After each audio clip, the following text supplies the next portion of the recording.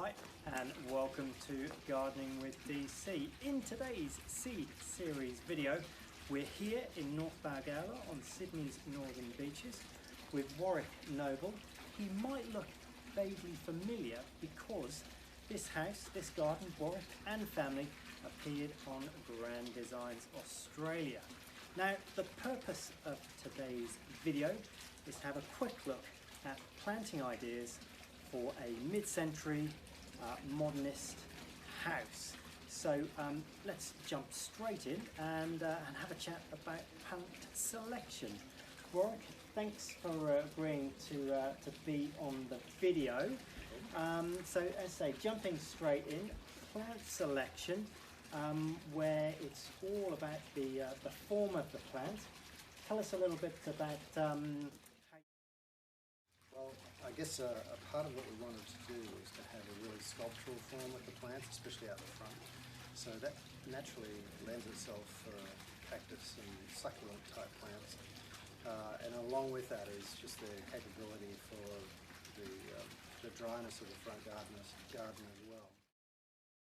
So I think that's one really strong takeaway, is whilst there's lots of plants actually in the garden here in the front zone, all of them have this shared characteristic that they can have this sculptural form that means that they can stand alone as a plant in themselves. Move that further along and have a bit more of a closer chat about some of the plants here. So just over Warwick's shoulder, we've got one of my favourite plants as well. But we've got a beautiful dragon tree. We've got how many dragon trees in the garden, Warwick?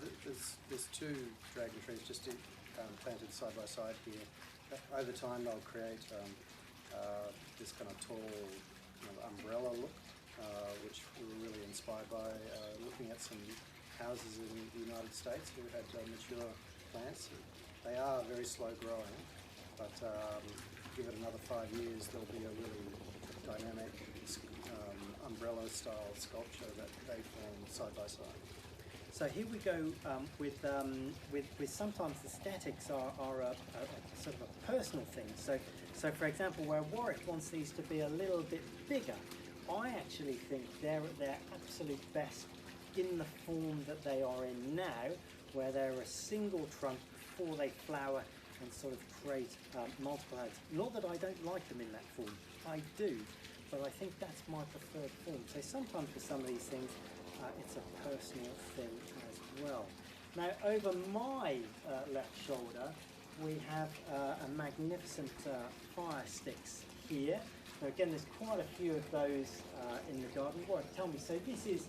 I'm going to estimate. Obviously, I'm 6'3.5". Not really. But tell me. So this must be. This is over 7 foot. This fire sticks. Tell me, at what height did this go in? Probably 40 centimeters. 40 centimeters. So you can see a lot of growth. So maybe sort of down here, all the way up to here, and obviously has this magnificent green, orange form. There's a few other plants that aren't necessarily in screen here, but maybe we'll just mention this Peruvian apple cactus. Yeah. Again, sort of tremendously unusual sort of form. Actually, we have a few of these in the garden, and these were a kind of a certain plant that we actually wanted to make sure was in the garden, and it wasn't in there originally. We actually had to find them. There's not many Peruvian apple cactus gardens growers. Well, no, because the apples are so delicious that there's just a few people have been hoarding them, but that's not true. But we did find someone who was selling them, and we first saw them at the Botanical Gardens in Sydney, where they have these gigantic apple cactus plants there. And what's great about them is that they have this kind of mutation. It's not a traditional cactus where it's cylindrical and smooth. They have this kind of wax-like characteristic where they form in these odd shapes. And once again, that fits into that sculptural element. It's almost like living Modernist sculptures.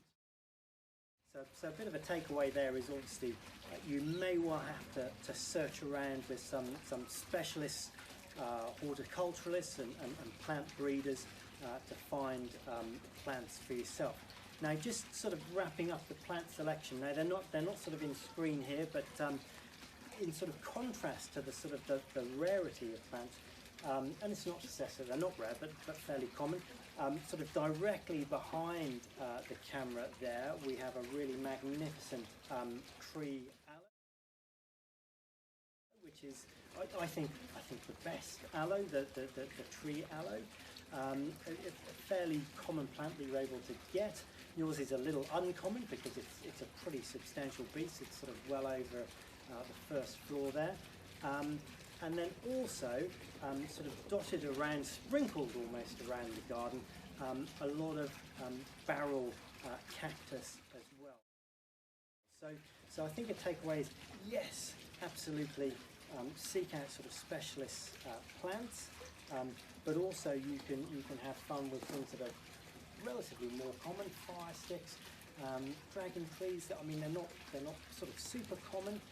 But certainly tree aloes are relatively common in terms of things that you can go to any sort of garden centre, and barrel cactus as well. So it's sort of a balance between the rare and unusual and some more common plants that it's easier to source. Okay, so Warwick, we've moved, I don't know, all of a yard over onto this nice rock here. So we've been talking about plants. Let's just have a look at a couple of other features here. Within the garden at this front area, we've obviously got this terrific, forgive me for calling it a sort of a carpet, we've got this terrific gravel, and we've got some terrific stone as well. Just tell me about some of the harder landscaping features that you have here.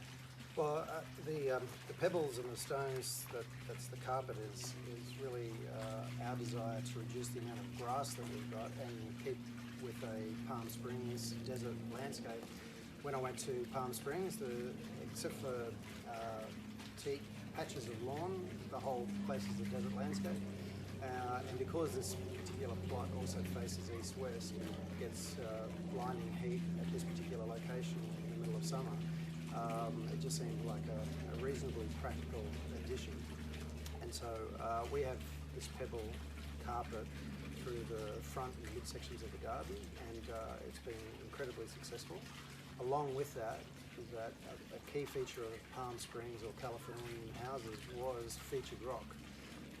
And so as part of doing some research, I had seen pictures of kind of some of those gardens, you know, with the rock. But at the same time, we went to Japan, and the Japanese gardens, you know, they often cherish rock features. It's part of simulating bigger mountainous landscapes as part of their garden design, and we wanted to have similar elements of that.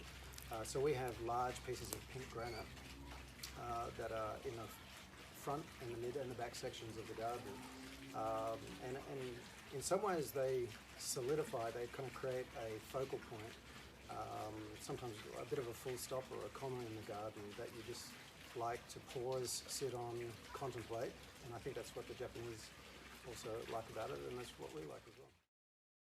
Okay, so we have moved quite a bit more than a yard now. We were up there in the Palm Springs area.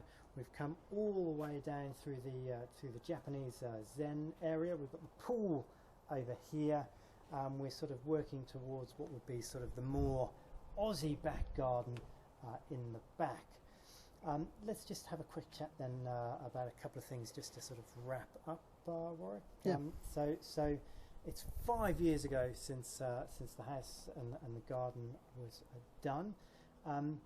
If you could go back in time, that would be pretty cool.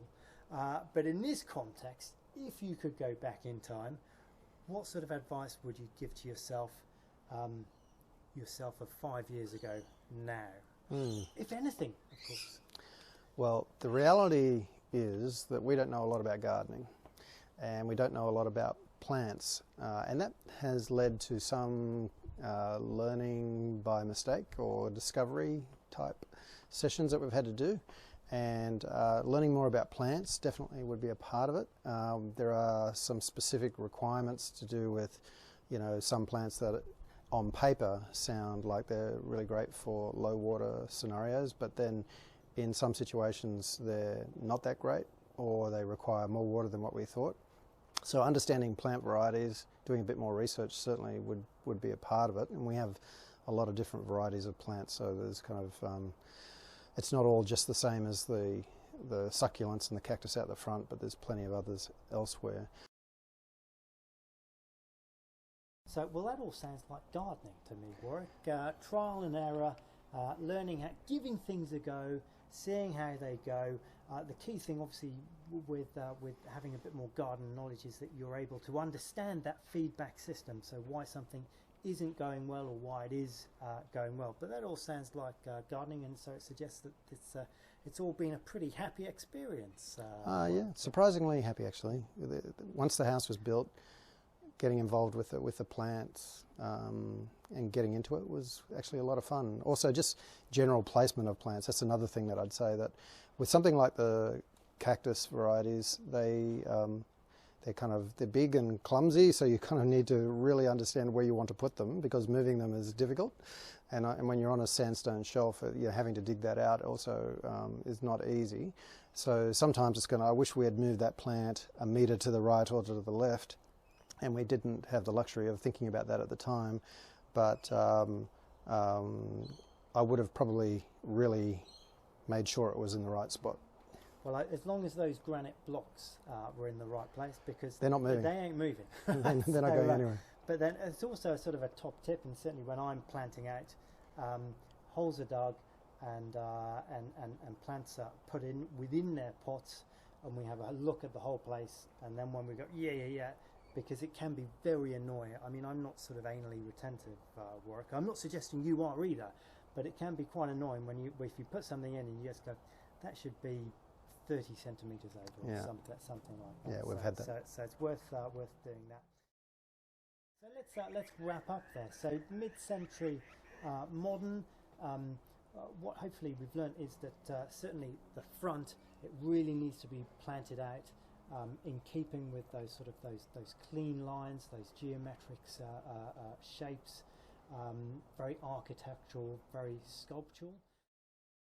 Warwick, thanks for having Gardening in DC at your property. My pleasure. And see you next time. Hope that's been helpful.